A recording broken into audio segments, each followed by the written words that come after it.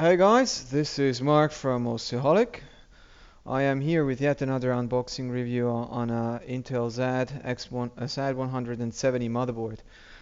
This time I'm going to talk about the Gigabyte Z170X Gaming G1. This is so far the highest end Z170 motherboard available on the market. It comes with a plethora of features. I mean, really, the Gigabyte is like showing what is possible to with a Z170 chipset. Yeah, let's first have a look around the box. So yeah, apparently it says Gigabyte and insists on ultra durable, lasting quality from Gigabyte. So it incorporates ultra durable technology. Ultra durable in case of Gigabyte always means that it's basically a very well-made board, high quality product. Yeah, apparently the brand name, motherboard with LGA1151 socket, supports Intel Z170 chipset and the latest 6th generation Intel Core processors, or codenamed Skylake. Yeah, I mean the Skylake CPUs and the Z170 chipset support DDR4. There is also a USB Type-C port on this motherboard and more Type A USB 3.1 ports. Apart from that, there is a front bay expansion with one additional USB 3.1 Type-C port and the USB 3.1 Type A port, as you can see here. Yeah, that's pretty it with the front side of the box. There is nothing really important on the side yet. Yeah, some more product name thing, and there is a neat little handle to carry the thing, and more product name, nothing. Okay, let's go to the back side because here is where like the party kind of like starts. We find a lot of detail here on this side of the box, and yeah, apparently again it starts with the product name, Z170X-Gaming G1, flagship model from Gigabyte so far. Supports DDR4, USB Type-C, as we already mentioned on the front, it's exactly the same. And yeah, what appears to be rather important for Gigabyte is the fact that they support extreme Intel USB 3.1 controller. Um, the, the the thing why they're kind of like proud of this is that their USB 3.1 controller is wired using 4 Gen 3 PCI-Express lanes. So that means these two ports they can rely on up to 32 gigabits per second on bandwidth. Usually on all the other motherboards or all the other USB 3.1 controllers are connected using Gen 2 X2. So, and that means in the end 10 gigabit per second of bandwidth. I mean, USB 3.1 supports up to 10 gigabit per USB 3.1 port, and so if you multiply that by 2, you end up with 20. So that means 32 is like heavily over-engineered. I mean, they could even run 3 ports of this kind of bandwidth and still supply the 10 gigabits the USB 3.1 actually needs. So yeah, on this side we have a little picture of the motherboard showing the beauty, the bloody beast. Yeah, SLI and Crossfire supported, 4-way graphic support with exclusive ultra durable metal shielding over blah. I will talk about this a little bit later. These are these metal frames you're talking about here. Well, I show you that stuff on the motherboard. Yeah, if we go on, connecting the future USB Type-C, the world's next universal connector. I mean, as you can see, this is a Type-C controller. The trick with it is that you can plug in the connector cable reversibly. Yeah, all types of gadgets and devices will be able, or it will be possible to connect all types of gadgets and devices. Yeah, and another thing Gigabyte is rather proud of when it comes to this motherboard is their sound implementation. So Gigabyte so far is the only vendor who is allowed to post this like Sound Blaster certified sticker on it with 120 dB SNR. Um, Yeah, there are high-end Burr Brown uh, digital to analog converters, and yeah, overall, Gigabyte really realized a very high-end audio solution with this motherboard. Apart from that, there are two 1 gigabit Ethernet controllers. Both come from Killer, actually Qualcomm. Both are E2400 chips, and there is an additional Wi-Fi chip on board, which is a 1533. Yeah, so in total you get like the 2 times 1 gigabit and then an additional Wi-Fi controller. So there is definitely enough flexibility when it comes to the network side of things. So here it goes on with a little wrap up of the different features. So we have amp up audio technology with triple upgradable op amps.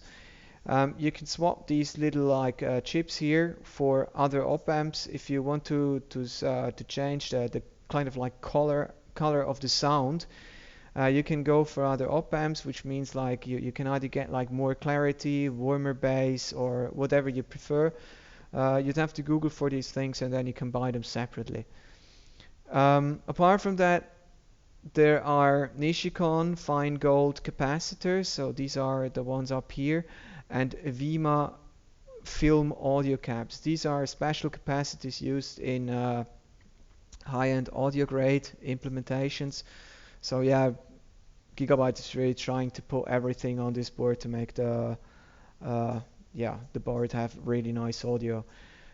Something else which is cool, I'll show you on the board as well, is the LED trace paths. There are basically these traces. You see them here too. Here it's even Gaming G1 is already like backlit here. It goes here, and then we have it here, and even the I/O shield is backlit. And you can change the colors to whatever you want. It's like it's an RGB scale where you can choose from. And yeah, I mean, you can make the board shine in almost any color you want. But apparently, I mean, there is a lot of black, red, white, and silver being used, so I expect you won't be illuminating the board in like green or blue because it would like, yeah, bite each other with the red on the board and stuff. But yeah, I mean, if you go for white, for example, would be very nice, or red, or whatever. It's really cool. You have that choice. Yeah, there is a 22-phase digital power design. Yeah, one term I'll be using with this board quite often is over-engineered, and is already set for the USB 3.1 ports with the 4 Gen 3 lanes. That is already over-engineered, and so is the power design. I mean, 22 phases is definitely enough. You can see here the high-end caps, chokes, sorry, and here you can see the 10K metallic caps. And apart from that, the digital power design is handled by chips from International Rectifier. Everything is very high quality. And yeah, if I were to guess, I'm not really sure on this value, but I'd say one phase supports between 30 and 60 amps, and if you multiply that by 22, the number of phases, you end up with a value between 660 and 1320 watts. So it is just like, yeah, I have to say, I mean, through these phases, there is usually between 1 and 1.5 volt of currents, and so if I calculate with 1 volt, we end up with like 600 to 1300 watts.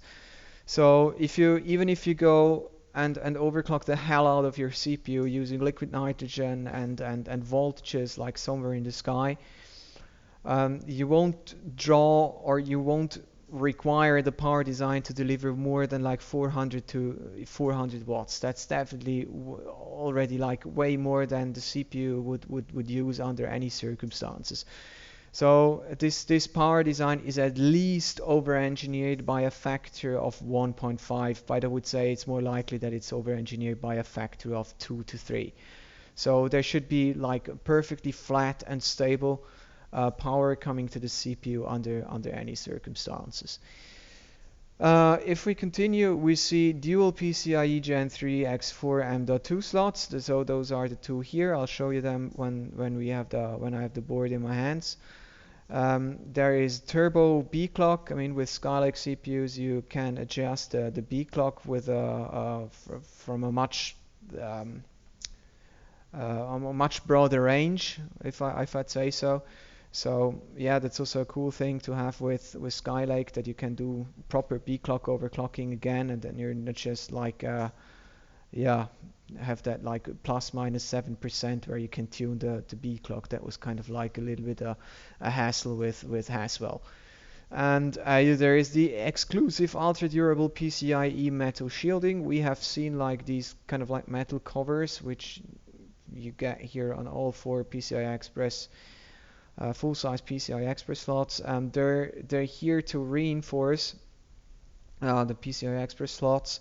So if your computer is going to be carried around or shipped in a very rough manner, this kind of like helps to ensure that the slot is not going to break during transportation. According to Gigabyte, the slots should be about 1.7 times stiffer thanks to the metal frame here. But yeah, apparently I don't really want to try that out and read the board. Yeah, the thing is, water cooling ready. There are G1 quarter-inch threaded fittings for water cooling, so you can plug in any kind of fittings here and integrate this motherboard into your custom water cooling loop, or maybe an expandable all-in-one. What's cool is that all the heatsinks have been connected using a heat pipe, so if you cool this part of the of the cooling blocks with water, you're also going to cool the PCH and this part. I'll tell you what's underneath here later on.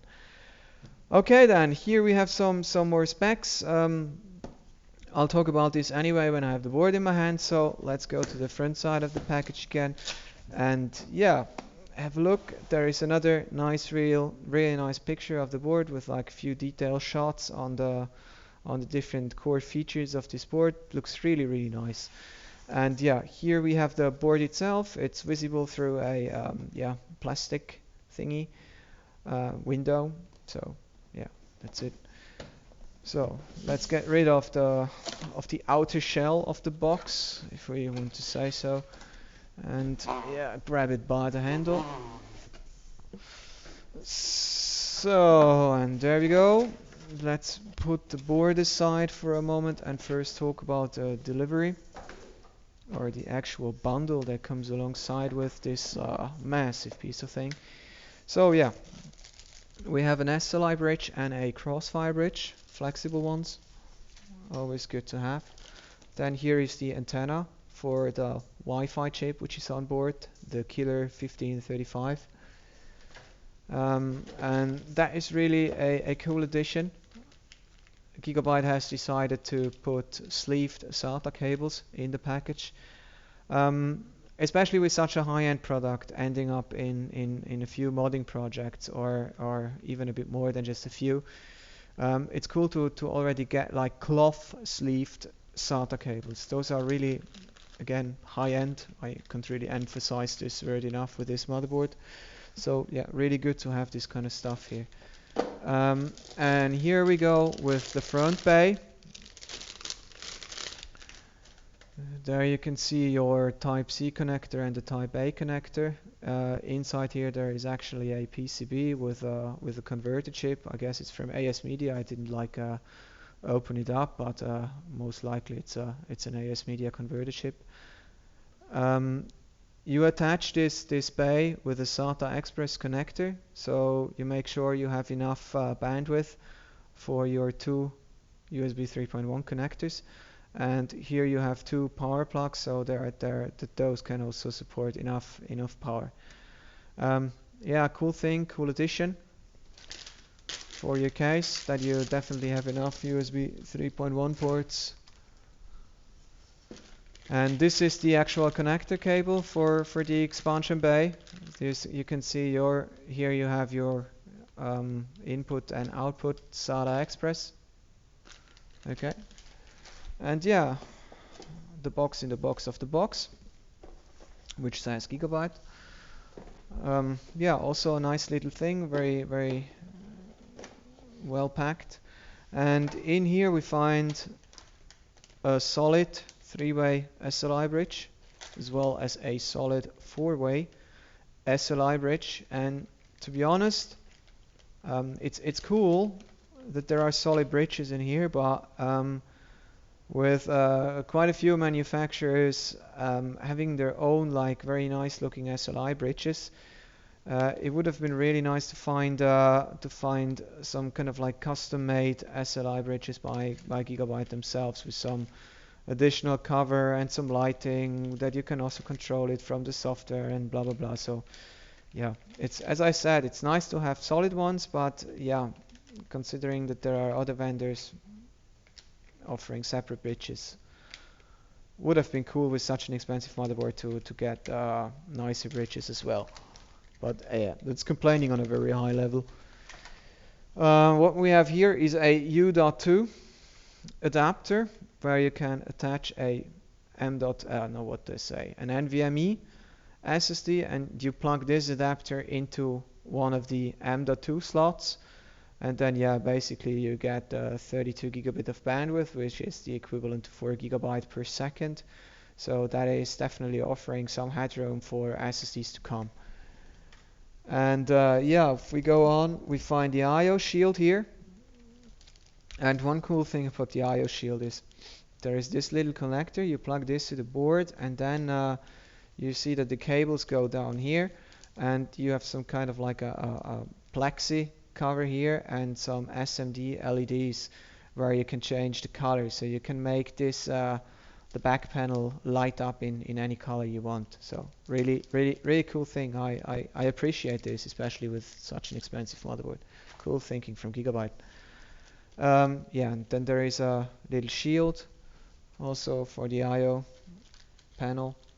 And here we have Gigabyte's interpretation of a Q connector, as other vendors call it. So this makes it very easy to plug in your power cable, your LED, status LED, and speakers and stuff. So yeah, very practical. Here we have some plugs to seal off connectors on your VGA card, for example. This particular one is for a display port, and then there are two for HDMI's. So yeah, nice to have as well. Then there are some screws to attach the M.2 drives, and here we find two DVDs containing all the software and drivers and stuff. We have a quick install guide, which is in several different languages.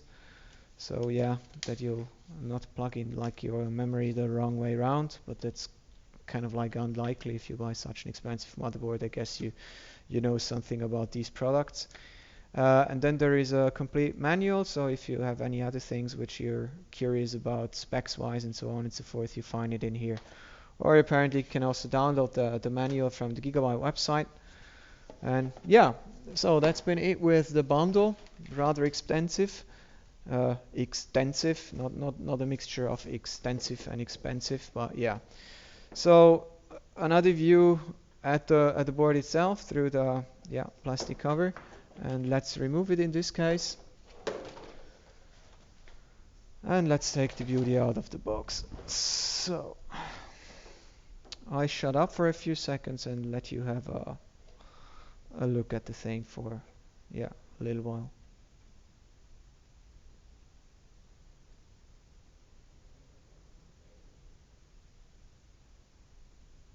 Yeah, as you can see, Gigabyte decided to go for a color scheme which is based on a black matte PCB in the background. Then you have red DRAM slots, two black. You have red PCIe slots, and you have a white shroud over the white SATA ports. Then you have some white elements on the PCH cooler. You have a white shroud over the I/O panel, as well as a white shroud over the sound chip area, where actually this part can be illuminated with SMD LEDs on the back of the board. Then you have some more white, red, silver cover on the VRM heatsinks. overall, if you have this board in your hand, it weighs maybe, yeah, you can see it like it almost bends a little bit by the weight of the thing when I'm holding it in my hand like this. So I think it weighs between 2.5 and 3 kilograms. It's actually an E80X motherboard. You can see here you have the hole outside, and there is still like a thumb wide more PCB added. So overall, I think this is a beautiful board, and I have to say it's one of the boards I didn't really fall in love with at first sight. It kind of like took me a while to really appreciate what Gigabyte's done here. When I first seen this motherboard at Computex, I thought, this is a bit too many different colors. I mean, there is black, there is silver, there is red, there is white, and then there is another touch of silver, and then there is the plastic white. And then there is another kind of like a different shade of red. So yeah, I thought it's a little bit too much, but I have to say it kind of like the thing, it does blend in. It does blend in, and the more time I take to look at this thing, the more I like it. It's that simple. So yeah, let's have a little walk around the board, and we start with the audio solution Gigabyte has provided this board with. So this is Gigabyte's amp-up audio. It's based on a Creative Soundcore 3D chip, and it's basically split into two different parts. One part is for the front audio. There is an op amp for the front audio, so this is this part here. That's your front audio connector. And there are two more op amps for the audio, which goes to the back panel, and you get through these slots here. So this is the analog audio panel with your optical out. And here you see your Burr Brown DAC, which is like only this chip costs like $20 to $30. And yeah, there is really so much high-end stuff on this motherboard that you can really, it's just, you can already expect that this must be one hell of an expensive board.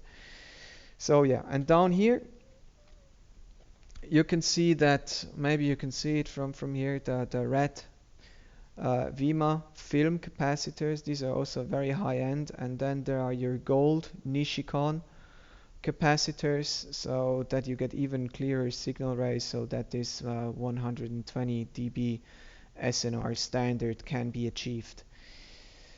Yeah, basically that's been it for the audio implementation. Let's talk a little bit about the PCI-Express slots. And yeah, as you can see, there are 4 full-sized PCI-Express X16 Gen 3 slots. So, and you can run through 4-way Crossfire or SLI. The first and the third slot are wired with 16 lanes, and the second and the fourth are wired using 8 lanes, as you can see it on the back side. So these are your X16 and your X8, and in between you can see the X1 ports. So the Z170 chipset, or the Skylake CPUs, they actually offer only 20 PCI-Express Gen 3 lanes. That would by far not be enough to give 16, 16, 8 configurations, and that is why this little cooler is here, because underneath this little cooler there is a PLX chip. There is actually a PEX 8747 chip, which is a multiplexer and gives you 48 additional PCI-Express lanes. So, and that makes it possible that Gigabyte can wire anything on this motherboard, any additional chip, with separate PCI-Express Gen 3 lanes. That's also why some of the USB ports are that much over-engineered, as I said in the beginning when we had a look around the box. So yeah, and apparently there are the two M.2 X4 slots, also PCI-Express Gen 3. And yeah, you can plug in your U2 adapter to attach an NVMe drive with its special cable. And yeah, if we go on at the bottom edge of the board, we can switch here between, oh god, I have to sneeze. Sorry, excuse me guys. Um, yeah, you can switch caps here. Also, which is also a nice thing, I mean, switch caps for the audio implementation. Then there is additional power coming in here. You can attach a TPM module. There you have 4 additional USB 2.0 ports, front USB 2.0 ports. Here you can, what is this switch for? Yeah, this is a BIOS switch. You can switch between the 2 BIOSes which are on this board. And what is this? You can enable or disable single BIOS mode. Here you attach your front power reset, HDD LED, and so on and so forth, speaker, blah blah blah. You get 2 fan headers here, and here we have actually 2 phases, but to be honest, I don't really know what these 2 phases are for. If I were to guess, then I'd say they're for PCH, but that would then again be like ridiculously over-engineered, but yeah, not sure what these two are for. Then if we go on, we see the different SATA ports. Yeah, there is a total of 3 SATA Express ports, 1, 2, 3, and 2 separate SATA ports. And in total, if you want to, you can attach 10 standard SATA drives. So 1, 2, 3, 4, 5, 6, 7, 8, 9, 10. That's it. Definitely enough to like, I mean, you can even set up like an insane high-end system with a ton of drives and stuff and lots of storage and things. So definitely enough flexibility on the storage side, especially if you consider that you can plug in another 2 storage devices in these 2 here, the M.2 slots. So front USB 3.0 headers to attach 4 front USB 3.0 yeah, connectors. Then we have the ATX power connector, the standard one. We see 4 phases here. These 4 phases are for the DIMM slots. There is actually 2 phases per channel, so 2 for this one and 2 for this channel. There is an OC button, there is an eco button, there is a debug display, always nice to have. There is a power button. Then we have a CMOS switch and a reset switch. I guess that is a clear CMOS switch, although it says on the board CMOSSW, always only CMOS switch. Okay. Yeah, actually, since we're kind of like talking about fan headers a little bit, we have 2 here, one here. One here, that one's a little bit hard to reach with the shroud and the VGA placed in here. And another 1 here and another 1 here. So that is a total of 3, 4, 5, 7. Am I correct? Yeah, maybe I'm still capable of counting. I think that is 7, 2, 3, 4, 5, 6, 7. So 7 4-pin fan headers. All of them can allow you to connect PWM fan headers or fans, which can then be controlled, where you can control the rotation speed of the fans from within BIOS or within Windows. Yeah, if we continue, where do we continue? Yeah, let's talk a little bit about the power design. As you can see, I mean, there are like 22 phases down here. There are black metallic caps everywhere. These have a minimum lifespan of 10,000 hours. That is definitely very high end. It's not the very best we've seen or we've come across with Z170 motherboards, but it's still like these 10K caps. They are great. They're really awesome. Apart from that, there are these very high-end solid chokes, and behind the chokes, underneath this heatsink here, and underneath this heatsink, you have all the additional components which are needed for the digital power design, and in this case, they're all from International Rectifier. So the power design is a very high end. You can't really do it much better than Gigabyte has done it on this motherboard. And as I said before, the power design is heavily over-engineered. Yeah. So if we go on, we see that there is the EPS connector, your 8-pin connector for additional power or stable power, 12-volt power to the power design and then to the CPU. Your fan header, and this is the connector for the I/O panel to make it shine in different colors. So yeah, if we talk about the I/O panel here, we can one thing that's quite interesting are these yellow ports. These are actually gold plated in here, these USB ports, and they run through a special chip, which looks like somewhere here. And Gigabyte is making sure that there is as little signal noise being generated as possible on these chips, and that is for the reason that if you ever want to attach or connect a DAC, a really high-end DAC to this motherboard, then you want to use these ports to like get an as clean signal as possible.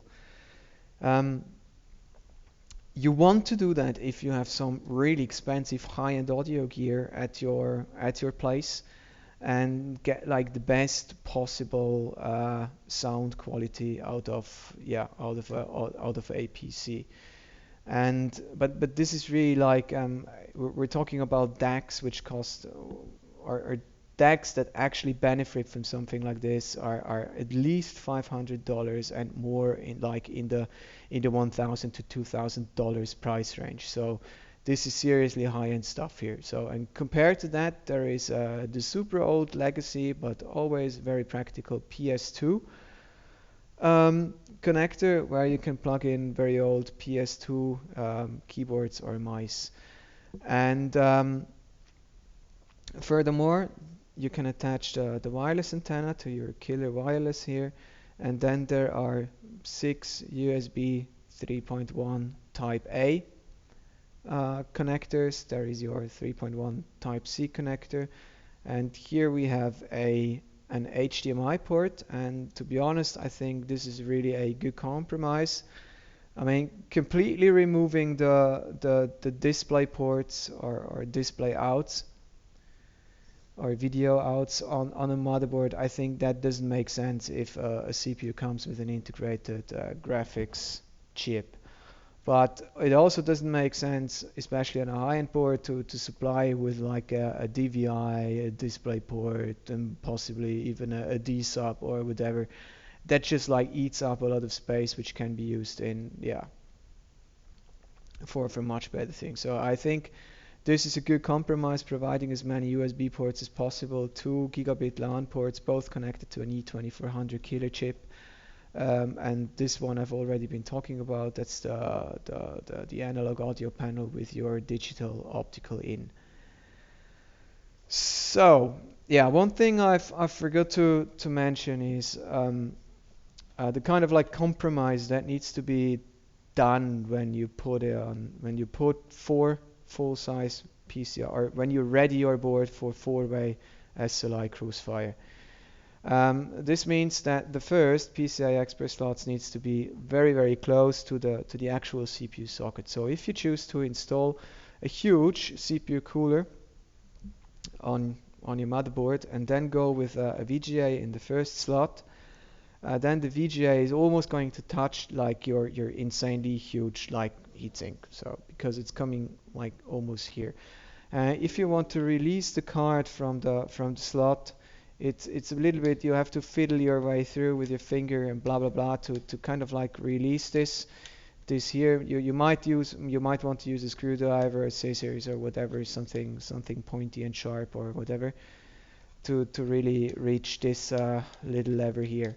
But I mean, otherwise, alternatively, you can also install a single card here or here. I mean, it doesn't really matter if you use X8, an X8 slot or an X16 slot, since the PCI-Express bus or X8 is not really limiting your performance. It's not acting as a bottleneck. I think that is everything I wanted to show you which is on the front of this, on the front side of the PCB. So let's flip it over. So yeah, first of all, we see like a ton of screws, solid screws for the PCH cooler, and another, few more solid screws for the VRM coolers. Especially there are plenty Also, the shrouds are kept in place nicely, and we see that there is like where there is the hole to mount the motherboard to your case, to your motherboard tray. There are two screws holding this part. So yeah, if you accidentally kind of like get stuck here or whatever, you're sure this is not going to break out. Yeah, then we see all the traces for the backlighting of this board, for the customizable backlighting. Um, Here we have traces, and here we have traces with the audio solution, and the small kind of like dot-ish thingies here. Those are SMD LEDs. Also here we have two more, and yeah, these here are also SMDs.